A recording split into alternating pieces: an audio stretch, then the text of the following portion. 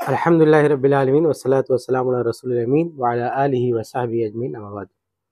अल्लाह रब्बुल आलमीन का शुक्र एहसान है कि अल्लाह रब्बुल आलमीन ने हम सबको इल्म के रिश्ते से जोड़ा है और इल्म का वो रिश्ता है जिसने हम सबको यहाँ पे इकट्ठा किया है। और अल्लाह रब्बुल आलमीन जज़ाए खैर दे शेख ज़ैनुल आबिदीन हफ़िज़ुल्लाह को।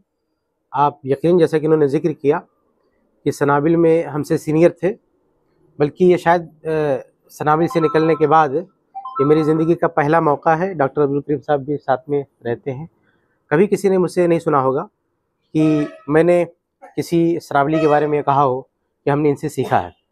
ये पहला मौका है कि शेख ज़ैनुल आबिदीन, और ये हंसने की बात नहीं, हकीकत है कि शेख ज़ैनुल आबिदीन हफ़िज़ुल्लाह मुमताज़ तलबा में से थे। ख़ास तौर से अरबी ज़बान में शेख की ने ख़ास पहचान बनाई थी और एक अच्छा रोब, एक अच्छा नाम था। और शेख को हो सकता है याद हो, मैं कई बार शेख के कमरे में जाता था, शेख के नोट्स मांगता था। शेख ने अपने वो नोट्स जिसमें वो अरबी ज़ुबान के अहम अल्फाज इकट्ठा किए थे जो अरबी बोलने में, अरबी सीखने में मुआविन साबित हो, शेख से मैंने मांगा, शेख ने हमको दिया। हमने उस पर मेहनत की, याद किया। और सनाबिल में सबसे ज़्यादा हमने जिस चीज़ पे मेहनत की वो अरबी ज़बान ही थी। और इस ज़बान के लिए जिन जिन लोगों के साथ, जैसे डॉक्टर अरकम है, शेख ज़ैनुल आबिदीन हैं, जो सीनियर तलबा थे, और जो असातिज़ा के बाद जो तलबा हमारे उस्ताद बने, रहनुमा बने, तो उसमें ये शेख ज़ैनुल आबिदीन है। मेरे ख्याल से सनाबिल में निकलने के बाद ये पहला मौका है कि ये पहली बार मैं तज़किरा कर रहा हूँ। बहुत सारी मेरी वीडियो रिकॉर्ड होंगी, प्रोग्राम रिकॉर्ड होंगे, आप कहीं ऐसा नहीं पाएंगे। तो ये ऐसा नहीं कि मैं कहीं बैठता हूँ, मेरी आदत है, ये इत्तेफाक है। ये पहला मौका है ज़िंदगी का और बड़ी खुशी की बात है। जब प्रोग्राम में तफसीली मुलाकात नहीं हो पाई तो मुझे बड़ी उलझन थी कि शेख से ना मिलूँ, ये बड़ी महरूमी की बात है कि जिनसे हमने काफ़ी सीखा है। तो मैंने शेख को कॉल किया तो शेख ने अल्हम्दुलिल्लाह खुशखबरी सुनाई कि आप जब रास्ते में यहाँ से गुजरेंगे तो बैठने का इत्तेफाक होगा। तो हकीकत में शेख का ये काफ़ी असर रहा है वहाँ के सीखने में। और अरबी ज़ुबान में अल्हम्दुलिल्लाह फिर आगे बढ़ते गए, जिन लोगों से सीखा शेख भी थे। और बाद में जब इस फील्ड में हम आए तो हकीकत में इस अरबी ज़बान ने बहुत साथ दिया और उस एक मेहनत ने, और ये सही मतलब बहुत सारी चीज़ों में तलबा मेहनत करते हैं, लेकिन ये अरबी जो ज़बान है उसका फ़ायदा हर जगह मिला। आपको चाहे कोई किताब पढ़ना है, अरबी किताब मुताला करना है, अरबी में बात करना, बल्कि एक ज़माना था इंटरनेट पे जो बाद अरब मशाइख हुआ करते थे, तो वहाँ उनसे बात करना, मुज़ाकरा, मुकालमा या मुनाजरा जो भी कह लें, वो उसकी बदौलत वहाँ पे मैं कर सका, क्योंकि सनाबिल में मैंने शेख जैसे लोगों को देख कर, बल्कि सीखना तो दूर की बात है, शेख का जो तासुर था, शेख अरकम शेख का, तो उससे एक जहन बन जाता था कि हमको पढ़ना चाहिए। तो ये तलबा न सिर्फ ये कि अपने आप में बासलाहियत थे, बल्कि दूसरे तलबा को पैदा करते थे कि हमको देख कर लोग कुछ बने। तो अल्हम्दुलिल्लाह शेख के हवाले से मैंने जिक्र कर दिया, तो शेख को हो सकता है याद भी हो कि हम शेख से मिलते थे, इस्तेफादा करते, और मैं नहीं, कई लोग, मैं अकेला नहीं, कई लोग शेख से इस्तेफादा करते थे अल्हम्दुलिल्लाह। तो अल्लाह जज़ाए खैर दे शेख को। और बड़ी खुशी हुई कि शेख अल्हम्दुलिल्लाह सनाबिल से निकलने के बाद भी इल्म के रिश्ते से जुड़े हुए हैं।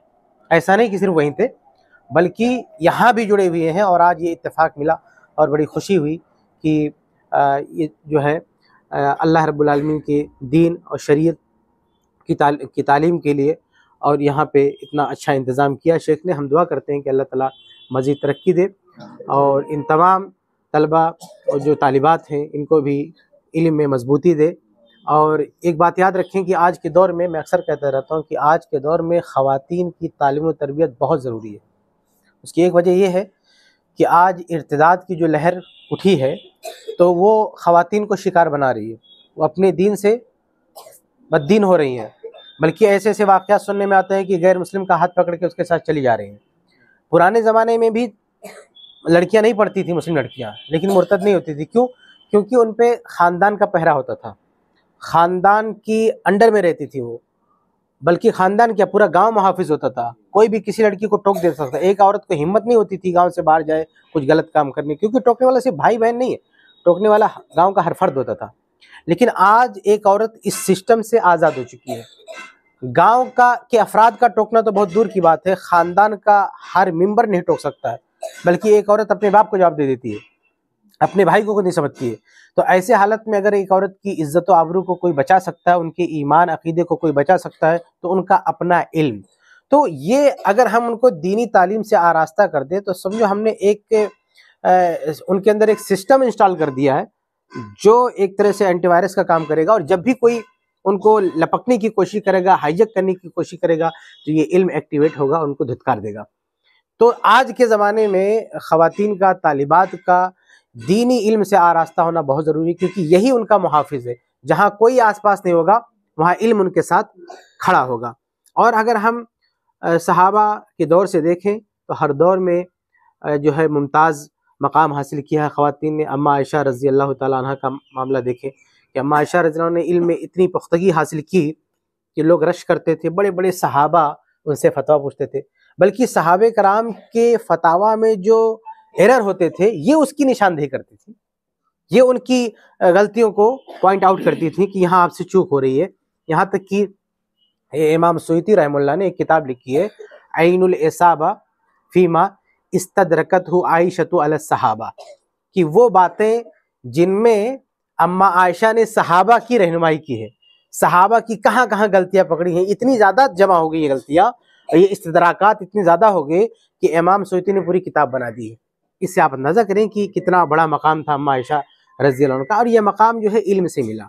हत्ता कि अम्मा आयशा से इल्म हासिल करने के लोग इतने बेताब होते थे कि अपने बच्चों को, अम्मा आयशा की जो बड़ी बहन है अस्मा, उनके पास जाके उनका दूध पिलाने के लिए भेज देते थे, ताकि अगर ये बड़ी बहन का दूध पी लेंगे तो अम्मा आयशा की हुजरे तक एक्सेस होगा डायरेक्ट, और अच्छी तरह से इल्म हासिल कर सकेगी। वरना वो पर्दे से पढ़ाती थी और पर्दे से बताती थी, तो एक लंबा फासला होता था।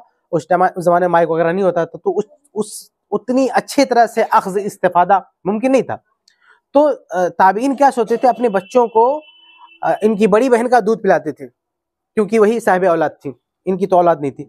तो दूध पिलाने की वजह से वो महरम का रिश्ता हो जाता था, फिर वो अम्मा आयशा के पास डायरेक्ट जाके पढ़ सकते थे। ये बताइए, एक खातून ने इतना मकाम हासिल किया कि उससे पढ़ने के लिए, उससे अख्ज़ो इस्तिफादा के लिए किस तरह लोग बेताब थे। तो ये खातून का मिसाल है, और हर दौर में ऐसी मिसालें मौजूद है। और सिर्फ अम्मा आयशा रज़ी अल्लाह अन्हा का मसला नहीं है।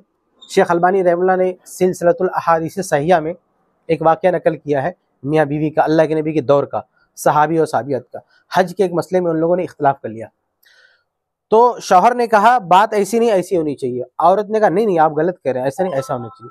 तो कहा चलो अल्लाह के नबी सबसे पूछ के आओ।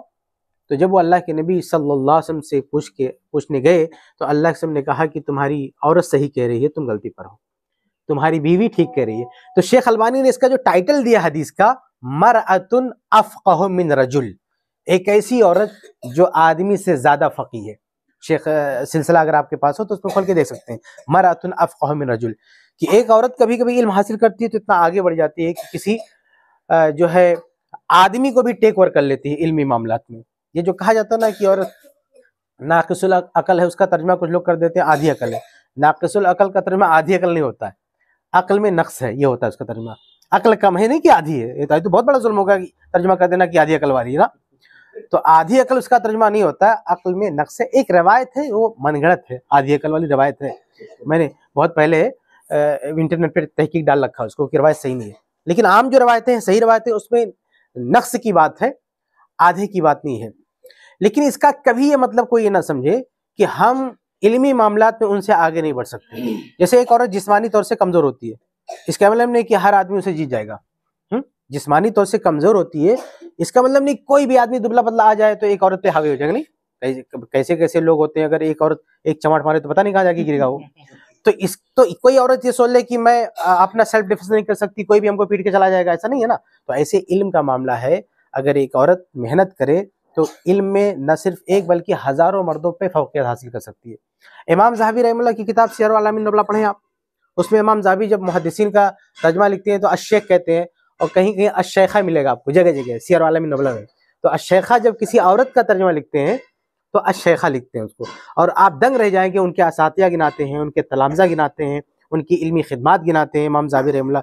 तो सियर अलामीन नुबला में इमाम ज़हाबी ने इल्मी शख्सियात की, जो चाहे वो सहाबा के दौर की हो, ताबीन के दौर की हो, हर दौर की एक अच्छी खासी तादाद जिक्र की, बल्कि बाद लोगों ने किताबें भी लिखी इस पर, तो उन्हीं किताबों से इस्तेफादा करते हुए। बल्कि इमाम ज़हाबी की किताब है ना, मीज़ानुल एतदाल, रिजाल की किताब है, उसमें इमाम ज़हाबी ने लिखा है कि कोई औरत इल्म हदीस में, यानी रिवायत में औरतों ने भी हिस्सा लिया है और मर्दों ने भी हिस्सा लिया है। लेकिन औरतों की खास बात यह है कि इस्लामी तारीख में, हदीस की तारीख में, रिजाल की तारीख में कोई औरत ने कोई रिवायत नहीं गढ़ी है, कोई हदीस नहीं गढ़ी है। हाँ, ये रिकॉर्ड में नहीं आया है। जितनी हदीसें गढ़ी मर्दों ने गढ़ी है, किसी खातून ने कोई हदीस नहीं गढ़ी है। तो ये बहुत बड़ी बात है कि खवातीन की जो इल्म से निस्बत रही है, जो इल्म से उनका ताल्लुक़ रहा है, वो बहुत हर दौर में रहा है और रहते रहना चाहिए। और मैं ज़्यादा लंबी बात नहीं करूँगा, हम लोग को निकलना भी है।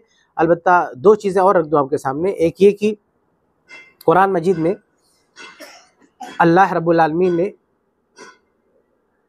जो है फ़िरौन की बीवी की मिसाल बयान की। फ़िरौन की बीवी ने इतना बड़ा कारनामा अंजाम दिया कि अल्लाह ताला ने उस औरत को न सिर्फ औरतों के लिए बल्कि मर्दों के लिए भी आइडियल किया कि मर्द तुम लोग इनसे सीखो।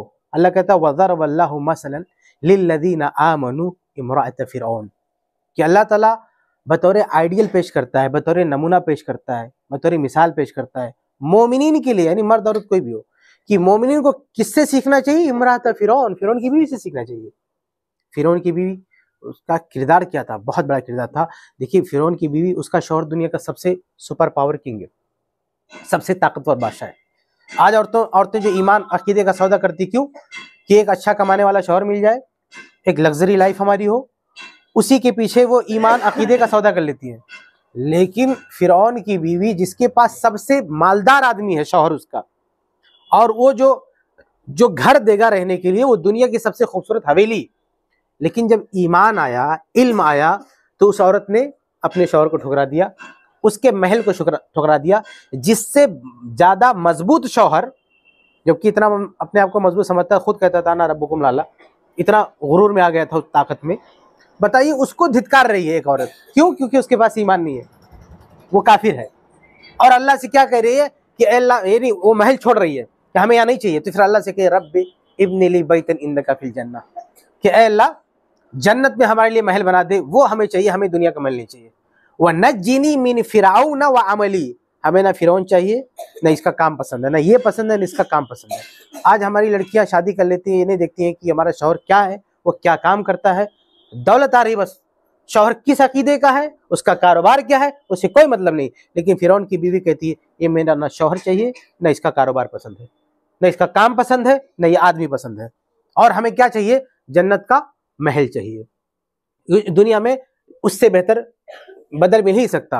और अल्लाह रब्बुल आलमीन जब कबूल करता है किसी औरत की इबादत को, तो उसकी मिसाल पेश करके बात ख़त्म कर दो। अम्मा खदीजा रज़ी अल्लाह तआला अन्हा की मिसाल देकर सही बुखारी में, कि अल्लाह ताला जब कबूलियत के दर्जे पे फाइज करता है, अम्मा खदीजा नबी नहीं थी, लेकिन कितना बड़ा मकाम दिया अल्लाह ताला ने, उनकी कुर्बानियों का, उन्होंने अल्लाह के नबी सल्लल्लाहु अलैहि वसल्लम का जो साथ दिया और जो वफादारी निभाई, अल्लाह ताला के यहाँ कबूलियत कितनी मिली बताएं। खुद नबी ने कितना कबूल किया, आपकी मौजूदगी में दूसरी शादी नहीं किया अल्लाह के सामने, आपसे जुदाई का बहुत बड़ा दुख था।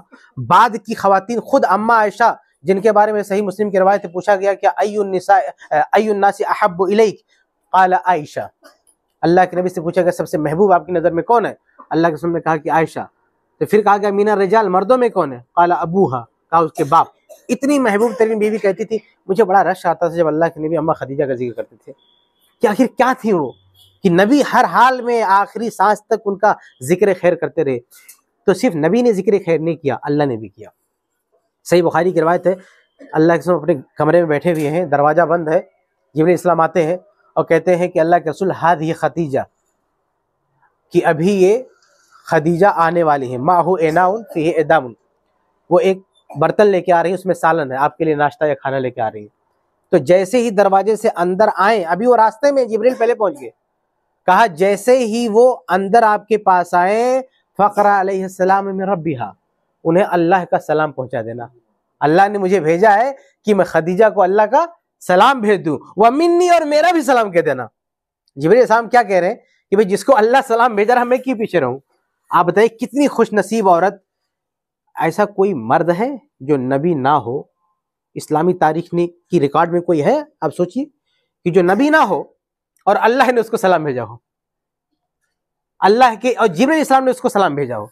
मेरी मालूमात तो उलमा है, हो सकता है किसी की मालूमात में, लेकिन मेरी मालूमात में तो ऐसी कोई शख्सियत नहीं है आलमी इस्लाम में जिसे अल्लाह ताला ने सलाम भेजा हो। ये मकाम जो है एक औरत को अल्लाह ताला ने दिया, अल्लाह ने सलाम भेजा।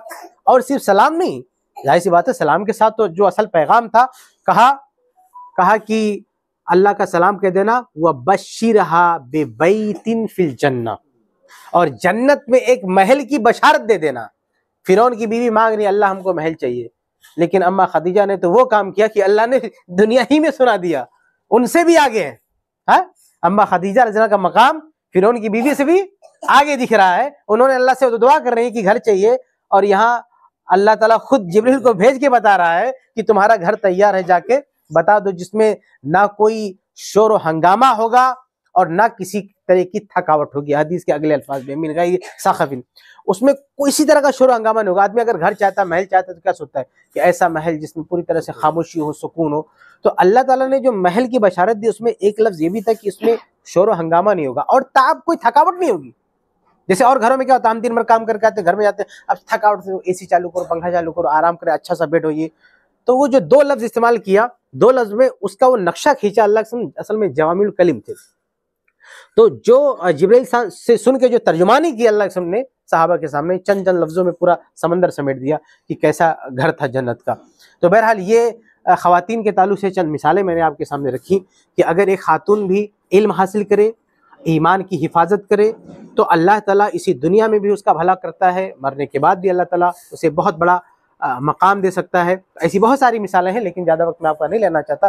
खुलासा ये कि बड़ी ही खुशकिस्मत हजरात हैं, बड़ी ही खुशकिस्मती की बात है आपके लिए कि आपको अल्लाह ताला ने चुना है इल्म के लिए, और इल्म से बड़ा जेवर कुछ नहीं हो सकता। एक औरत जो बनने संवरने की कोशिश करती है, वो याद रखिए कि सबसे बड़ा जेवर, उसका सबसे बड़ा हुस्न उसका इल्म है। वो इल्म उसका सबसे बड़ा स्टेटस है इल्म। ये खूबसूरती कितने दिन रहेगी ये, लेकिन ये इल्म है, वो जैसे जैसे एक औरत बड़ी होती है वैसे वैसे इल्म उसका बढ़ता जाता है। एक से एक औरतें खूबसूरत पैदा हुई, लेकिन लोगों ने उनको याद नहीं रखा, इस्लामी तारीख ने उनको याद नहीं किया। लेकिन जो औरतें आलिमा हुई, फाजला हुई, जिन्होंने इल्म की राह में कुर्बानियाँ दी, आज तारीख उनका नाम याद रखती है, आज तारीख में उनके कारनामे महफूज हैं। तो हमेशा के लिए, मरते दम तक, बल्कि मरने के बाद भी वो जिंदा रहता है। वो सही मुस्लिम की हदीस है ना कि इंसान जब फौत हो जाता है तो उसके सवाब का सिलसिला कट जाता है, सिवाय तीन के। उसमें से एक क्या है, औ इल्मिन युन्तफ़अ बिही, या इल्म जिसका फायदा मिलता रहे। तो इसका फायदा दुनिया में भी होगा, आखिरत में होगा। इसलिए हम सब की जिम्मेदारी है कि इल्म से जो भी जुड़ता है सबका साथ दे, तालिबात को सिखाएं, जो मुदर्रिसीन हैं और जो मुंतज़मीन हैं उन सब का साथ दे, क्योंकि इसकी बरकत सबको मिलेगी। तो मैं मुबारकबाद देता हूँ शेख ज़ैनुल आबिदीन हफ़िज़हुल्लाह को, हमसे सीनियर हैं, हमसे बड़े हैं, बल्कि हमारे उस्ताद के दर्जे में, हमने इन सब सीखा है। और अल्हम्दुलिल्लाह आपके लिए बेहतरीन मौका है कि आप इन जैसे आलिम के पास और इन शेख के पास आप सीख रहे हैं, जिनसे मैं भी सीख चुका हूँ। तो ये खुशनसीबी की बात है। शेख की कदर करें, इज्जत करें। और मुझे पूरा यकीन है कि बहुत सारे इदारों की बनिस्बत शेख का जो ज़ौक़ है, इल्मी ज़ौक़ है, उसका असर मुझे पूरी उम्मीद है, मैं जानता तो नहीं आप लोगों को, लेकिन मुझे पूरी उम्मीद है कि उसका असर इंशाअल्लाह आपके यहाँ अंदर ज़रूर आएगा। शेख जो नस्क और जिस तरह से तरतीब बनाएंगे, इंशाअल्लाह बहुत बेहतर नताइज आपको देखने को मिलेंगे और दुनिया आगे देखेगी इंशाअल्लाह। अल्लाह ताला हम सब की खिदमत को कबूल फरमाए, दुनिया में जब तक जिंदा रखे, ईमान पर जिंदा रखे, ईमान पर वफात दे। आमीन या रब्बल आलमीन। अल्हम्दुलिल्लाह, माशाअल्लाह, वजज़ाकुमुल्लाहु अहसनल जज़ा। शेख ने एक पॉइंट की तरफ इशारा किया कि अपने ईमान को बचाने के लिए फ़िरौन के महल को ठुकरा दिया। आज हमारे समाज के, मुआशरे के अंदर बहुत सारी माएँ अपनी बेटियों के निकाह के ताल्लुक से मौलवी दामाद नहीं चाहती हो, मौलवी से शादी नहीं कराएंगे। तो कल तुम भी कभी किसी बेटी की माँ बनोगी या खुद किसी की शादी करनी है, तो इस चीज़ के ख्याल में रहे कि हम ऐसे लोगों से शादी ना करें जिनके यहाँ कोई ईमान ना अक़ीदा मजबूत है। और जब कभी कभी माँ बन जाओ तो बेटी का निकाह के ताल्लुक से ऐसा रुझान या मैलान हमारे दिमाग में नहीं आ रहा है कि हम मौलवी से शादी नहीं कराएंगे। अल्हम्दुलिल्लाह, मौलवी और आलिम का फ़ायदा ये है, आलिम कभी या मौलवी कभी भूखा नहीं मरेगा इंशाअल्लाह, और मौलवी से ज़्यादा कोई प्यार भी नहीं दे पाएगा। अच्छा, एक बात और याद आ गई, मैं जोड़ दूं। वो सही बुखारी कहती है ना, अबू बकर सिद्दीक़ रज़ियल्लाहु की जो बड़ी बेटी थी अस्मा, सबसे बड़ी बेटी थी, शहजादी थी, घर में कभी काम नहीं किया था, कभी खाना नहीं पकाया था, नौकर चौकर खाना बनाते थे। उनकी शादी अबू बकर सिद्दीक़ ने कर दी ज़ुबैर इब्न अव्वाम से, सही बुखारी की रवायत है। ज़ुबैर उनके पास क्या था, कुछ नहीं था, ना नौकर, ना चाकर, ना घर, कुछ नहीं। तो अस्मा कहती है जब मैं यहाँ आई तो मैं पड़ोस की लड़कियों को बोला कि मैंने खाना बनाना सीखा, क्योंकि लाइफ में कभी खाना नहीं बनाया था। वो बहुत बड़े आदमी थे, अबू बकर सिद्दीक, और नौकर चाकर इतना काम करते थे। तो अस्मा ने कभी चूल्हे पे बैठा ही नहीं, लेकिन इतने बड़े एक साहबी से शादी होगी, खाना बनाना पड़ा। और उनका जो घोड़ा था उसको भी खाना बना के खिलाती थी, हत्ता कि एक इलाके से जमीन लकड़ी लाना पड़ता था तो सर पे लाद के लकड़ियां लाती थी। इतना ज्यादा काम करती थी, इतना ज्यादा काम करती थी। और कभी अपने शौहर की शिकायत नहीं किया अपने अब्बा से कि अब्बा मुझे कहाँ लाके डाल दिया, मेरी क्या लाइफ स्टाइल थी। उसके बाद में एक मौके से अबू बकर सिद्दीक को पता चल गया कि मेरी बेटी को बहुत ज्यादा तकलीफ हो रही है, तो एक गुलाम खरीदा और ले आके खड़ा कर दिया दरवाजे पे। कहा बेटी तुम बहुत काम करते हो, सुना है, ये गुलाम तुम्हारा काम करेगा। तो अस्मा कहती है कि कान्नमा अअतकनी, मुझे ऐसा फील हुआ कि आज मुझे आजादी मिली है, मैं अभी तक गुलाम थी और अब्बा ने आके मुझे आजाद किया है। आप बताइए कि सबसे बड़े बाप की बेटी, इस उम्मत में नबी के बाद सबसे अफजल शख्सियत की बेटी, उनकी शादी ऐसे आदमी से कर दी जाती जिनके पास कुछ नहीं है, लेकिन एक चीज था जो आम लोगों के पास नहीं था। वो क्या? वो जन्नत की सर्टिफिकेट उनके पास थी। उन अशरे मुबशरा में से हैं जिनको इस दुनिया में जन्नत की बशारत दी गई। ये देखा अबू बकर सिद्दीक ने अपनी बेटी उनको दे दिया। और जो शेख कह रहे हैं कि लोग मौलवी लोगों से शादी नहीं करते हैं, ये है वो है, देखिए बाद में अल्लाह ताला, अगर आप दीनदारी देखेंगे और आला किस्म की दीनदारी, सिर्फ ढोंग धुतरा नहीं, बाकी अगर कोई दीनदार है और अल्लाह से उम्मीद रखेंगे तो हो सकता है अल्लाह ताला बाद में हालात पलट भी दे। और यही जुबैर रजी अल्लाह ताला अन्हु के हालात बाद में ऐसे बदले कि सही बुखारी की रवायत है कि जब उनका इंतकाल हुआ तो उनका तरीका अब्दुर्रहमान बिन औफ से भी ज्यादा था। अब्दुर्रहमान बिन औफ साहबा में सबसे मालदार आदमी थे, लेकिन वो जो प्रॉपर्टी छोड़ के गए थे वो भी सही बुखारी में कि कितना है, और ये जो प्रॉपर्टी छोड़ के गए वो भी सही बुखारी में है। इब्ने हजर परेशान है शरह करते हुए, वो कहते हैं कि समझ में नहीं आता है कि ये सबसे बड़े मालदार थे तो इनका तरका ज्यादा कैसे हो गया। फिर वो तत्वीक देते हैं, कहते हैं कि नहीं, अब्दुर्रहमान बिन औफ का तरका दीनार में होगा और इनका तरका दिरहम में होगा। तो इस तरह से तवजीह करते परेशान है कि इतना ज्यादा, तकरीबन 7-8 स्टेट में उनकी प्रॉपर्टी थी। उनका घर जमीन जायदाद का थी, मदीना में, मक्का में, यमन में, जो है मिस्र में, शाम में, हर जगह जुबैर रज़ियल्लाहु की प्रॉपर्टी और जमीन थी। इतनी जायदाद, इतनी दौलत अल्लाह ने दिया कि जब अम्मा आयशा का इंतकाल हुआ ना, कल मैं विरासत की तकरीर में कहना चाहता था लेकिन टाइम नहीं था, कि अम्मा आयशा रज़ियल्लाहु का जब इंतकाल हुआ तो उनकी औलाद नहीं थी, तो अम्मा आयशा की प्रॉपर्टी किसको मिली? उनके भाई बहन को। तो बहन में कौन थी? अस्मा। तो बड़ी बहन जिंदा थी, छोटी बहन का इंतकाल हुआ, बड़ी बहन जिंदा थी। तो इनके हिस्से में जितनी भी प्रॉपर्टी आई वो सब उठा के अपने दूसरे भतीजों को दे दिया। भाई को नहीं दिया जैसे भाई लोग ले लेते, लेकिन दूसरे भतीजे लोग कुछ परेशान थे उनको दे दिया। तो आप सोचे कि एक औरत ने एक ऐसे आदमी से शादी की जिसके पास कुछ नहीं था, बाद में अल्लाह ने इतना दिया कि विरासत में कहीं से आ रहा है तो बेनियाज है, उठा के किसी और को दे रही है। तो अल्लाह पर ईमान हो, अल्लाह पर तवक्कुल हो, कुर्बानी का जज्बा हो, तो कैसा भी शौहर अगर ईमान वाला है तो हो सकता है अल्लाह ताला कैसे हालात पलटता है आप अंदाजा नहीं करते। ये जो अम्मा आयशा की जो प्रॉपर्टी इनके हाथ में आई थी, मेरे मुआविया को पता चला कि इनको तो जरूरत नहीं, अल्लाह ने इतना देकर रखा अस्मा को, तो ऑफर किया कि हमको बेच दे, मुझे बहुत पसंद है। तो सही बुखारी, इमाम बुखारी ने भी इसको नकल किया, मुअल्लक रवायत किया इसको, इब्ने हज़म ने इसको सही करार दिया कि अमीर मुआविया ने बहुत बड़ा ऑफर किया, बहुत बड़ी दौलत दी कि हमको बेच दे। अम्मा ऐसा अस्मा रज़ियल्लाहु अन्हा कही नहीं आपको नहीं दे सकती, हमारे रिश्तेदार हैं वो ज्यादा मोहताज है, उनको वो ज्यादा मुस्तहिक है, उनको मुझे देना है। तो उन्होंने माजरत कर लिया। तो ये थी अस्मा रज़ी अल्लाह ताला अन्हा। शेख की बात पे मुझे याद आ गया कि इसको भी मैं यहाँ पे जोड़ देता हूँ। हाँ, तो बहरहाल उनकी बड़ी फजीलत है अस्मा रज़ियल्लाहु की। हिजरत के मौके पे भी जो है अल्लाह की खाना पानी देना उन काम पे लगी हुई थी, इसीलिए उनको ज़ुन्नताक़ैन जो है कहा जाता है। बहुत मतलब एक अच्छा खासा वक्त चला जाएगा अगर हम अस्मा रज़ियल्लाहु की सीरत बयान करें तो बहरहाल ये भी एक शेख की बात से याद आई तो मैं सोचा इसको भी आपके सामने मैं रख देता हूँ। जी, शेख ने जो बात रखी और मैं जिसकी तरफ इशारा कर रहा था, शेख ने नज़ीर वजाहत कर दी कि हम शौहर की तलाश में या दामाद की तलाश में इस चीज़ का ख्याल रखें। पैसा मिल जाए तो अलग बात है जी, वो नूर अला नूर का मसला है और सानी भी करते, लेकिन असल में ये है कि हम चाहे बेटी बहू तलाश करें या दामाद तलाश करें, इस चीज़ का ख्याल जरूर रखें। आप लोग भी कल किसी बेटी की माँ बनेंगे या किसी की अभी की बीवी बनेंगे तो इसका ख्याल रखें कि शौहर के इंतखाब में या दामाद के इंतखाब में बहुत सारे समाज में अभी होता है शेख, दामाद कैसा चाहिए, मौलवी नहीं चाहिए हमको, मौलवी गरीब होता है। हाँ, लेकिन अल्हम्दुलिल्लाह जितने उलमा को देख रहे हैं यहाँ पे अल्हम्दुलिल्लाह सब अच्छे खाते पीने वाले लोग हैं और हमसे ज्यादा कोई नहीं खाता है, चैलेंज है दुनिया में। हाँ, हमसे ज्यादा कोई नहीं खाता। हाँ, लोग खिलाते भी हैं अल्हम्दुलिल्लाह, खाते भी हैं। अच्छा एक बात और जोड़ दूं शेख माजरत के साथ, शेख हमसे बड़े हैं। मैं तकरीबन फरागत के बाद से लेकर शायद 16-17 साल से तलाक के फतवे लिख रहा हूँ मैं।